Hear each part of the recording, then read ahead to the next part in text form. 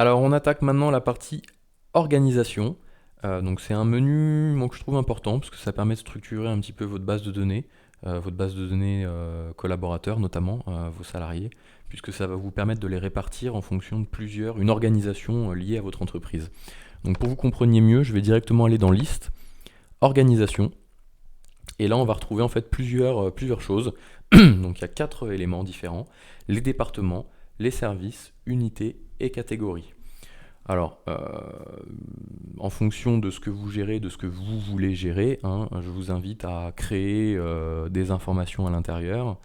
Alors, tout n'est pas géré, hein. Plus on en gère, mieux c'est, puisque ça va vous permettre de faire derrière un peu de statistiques directement dans votre logiciel de paye. La masse salariale par unité, les cotisations par catégorie, voilà, les charges d'URSSAF par département, je dis n'importe quoi. Donc là, c'est vraiment toute une analyse analytique derrière, donc une répartition analytique de vos collaborateurs. Donc tant qu'à faire, autant mettre les 4. Alors après, si vous n'avez pas 4 répartitions, n'allez pas chercher 4 pour en chercher 4, hein, mettez-en que 3. Donc voilà. Les départements, comme son nom l'indique, c'est des grands pôles de, de répartition. Le service, c'est un petit peu en dessous. On va prendre l'exemple du département DAF, Direction administrative et financière. À l'intérieur, on va pouvoir avoir la compta, la partie administrative, la partie paye, qui sont rattachées à ça. La partie RH et compagnie. Voilà. Donc les départements, en général, il y en a moins que les services.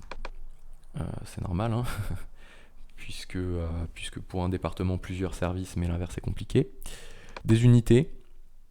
Alors là, on peut mettre cadre, non cadre, et encore que l'on l'a plutôt dans catégorie. Unité, c'est vraiment une logique que vous pouvez avoir propre à vous, une répartition que vous aurez propre à vous, que vous pourrez stocker ici. Donc voilà, assez simple pour créer ici, par exemple, on va mettre une catégorie, ça va être la plus intéressante à créer. Je clique sur le petit plus, je mets un code intitulé, et là derrière je rattache une convention, un code Agir Carco, un statut professionnel, et toutes les informations nécessaires. Comme ça, tous les salariés qui seront rattachés à cette nouvelle catégorie-là hériteront par défaut de tous les codes qui vont bien pour la DSN et la N4DS ou la DASU. Voilà. Donc renseignez bien directement la catégorie lorsque vous la créez. On a tendance à juste créer le code et l'intitulé et à pas faire gaffe à ce qu'il y a en dessous. Je vous invite vraiment à bien tout créer, puisque encore une fois, hein, là vous créez par exemple ETAM, le code 003, ou agent de maîtrise. Là, il faut bien créer derrière le code de rattachement. Donc, employé, extension ou cadre article 4 bis par exemple. Voilà. Le statut professionnel, là vous avez une liste déroulante qui est censée évoluer et qui doit être mise à jour, qui aurait dû l'être. Voilà, la nature, le code DUX qui va bien. Voilà, donc tout ça renseignez-le bien directement, comme ça si vous rattachez un nouveau collaborateur ou des collaborateurs existants à cette catégorie-là, par défaut ils hériteront bien et ça vous évitera d'aller le changer un par un en fin de période. Voilà, donc là on a créé une nouvelle catégorie. Qu'est-ce qu'il me dit lui? Quotité du temps de travail, puisqu'on est à l'heure ici. Donc là, on va mettre plutôt forfait, journée, voilà. Tac. Continuer. Mensuel, 151h67.